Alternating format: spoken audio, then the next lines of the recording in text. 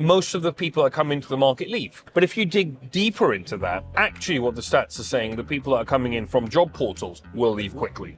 But the people that are coming in from a referral, for example, will do 40 times more hours before they think about leaving. Amrit Dhaliwal, I'm the CEO and founder of Walfinch. Walfinch is a home care organization. We provide care to older people invariably, but anyone over the age of 18. We've got locations all around the country. Furthest north is Edinburgh, and the furthest south, I think, is Southampton. What brought you specifically to the home care sector and not any other sector you could franchise? It was totally by chance. Lots of different things happened at the same time. My grandfather was very ill, was living with us. We were providing a lot of that sort of home care for him ourselves. I was also, going through some life changes myself. I was looking at proposing to my wife, who's a dentist, and she was very 9 to 5, and I was 5 to 9 at my restaurant. And so all of those things kind of brought me to home care. And I thought, well, this could be an interesting place to make a difference, to earn a living, and to make some, meaningful change. You're calling to revolutionize the home care sector. Yes, yeah. What is this revolution about? A revolution required at leadership level. They do need to be qualified leaders that are, inward thinking, that are growth mindset orientated. The development of leaders, a carer that might want to be a home care franchisee, for example. How do we develop them with all the right soft skills from that stage to then go off and then be the next generation of good quality leader? Values-based recruitment. And values-based retention, thinking about who are we recruiting within the sector. We say no to a lot of people, actually, that apply to become carers because we're super selective, and gone have the days where it's a pulse on a car, great, you've got a job. Most of the people that come into the market leave. But if you dig deeper into that and say, well, okay, actually what the stats are saying, the people that are coming in from job portals will leave quickly. But the people that are coming in from a referral, for example, will do 40 times more hours before they think about leaving. Really? And they are people that will stick around and a year later still be there.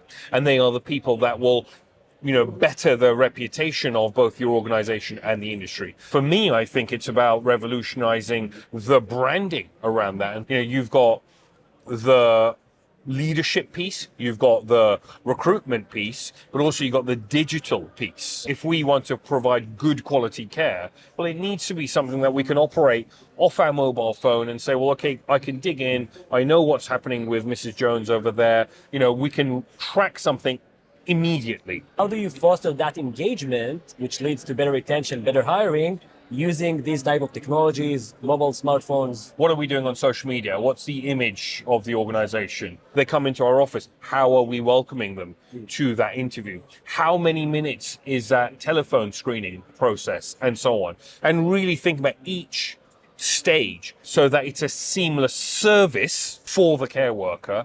And it's about being deliberate about that whole thing. How do you go about training for those mid-management level? We've got essentially a month's onboarding with this person. So, and that's our investment in that person. And that immediately starts improving retention because we care. Yeah. We've invested a month in this person. They're thinking, well, hold on a second.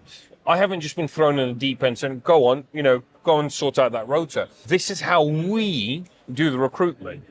Please watch me, now I'll watch you. And there's a week of observations and so on. How do you measure the success of the onboarding and actually know that it was implemented properly? The training, the processes that you want them to learn, and also to deliver what you want them to deliver to the carers. When I first started doing this, I would just do it, show you, and expect you to know it.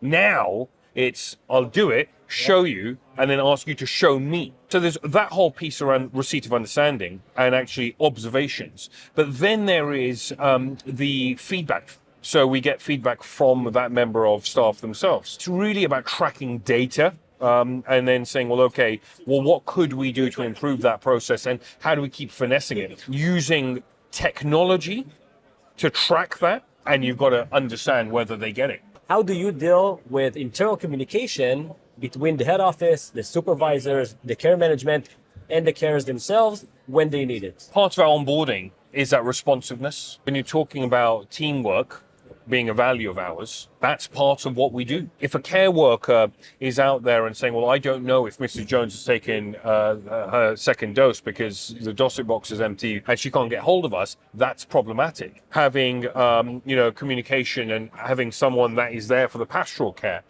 and saying, well, okay, well, this is the person I speak to. So here's my, sort of chain of command, but actually that person over there is someone that I can speak to about anything and they're available. There's people available in the office. What is your toolbox look like in terms of technology? Everything is digitized, from our bookkeeping to our rostering to the whole thing. We are fully paperless as an organization. When I was a franchisee, someone would come along to me and we'd spend this wonderful day together, but actually I only need them there for 45 minutes to ask the questions I need to ask.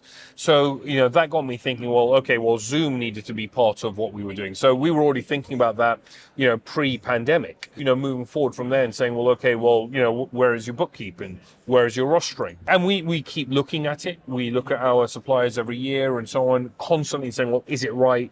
Is it kind of cutting edge enough? Are we looking around the corner? Bringing new technology to help with the day-to-day looks better in the eyes of CQC as well? Absolutely. How can you be outstanding with medication if I don't know right now what's happening right this second? My view is that within the next 5 to 10 years, everyone would be fully digitized within the industry because we will have to be. If you could give a key piece of advice to new care providers, franchisees that's starting their way, what would it be? Have an open mind and keep learning, constantly keep learning. And one of the things I always say to my franchisees is invest 10% of your earnings back into your own leadership development, because the only thing stopping a business's growth is the leader. And so if you can remove your barriers, there is no end, right? You can carry on providing that phenomenal service to your carers and your clients.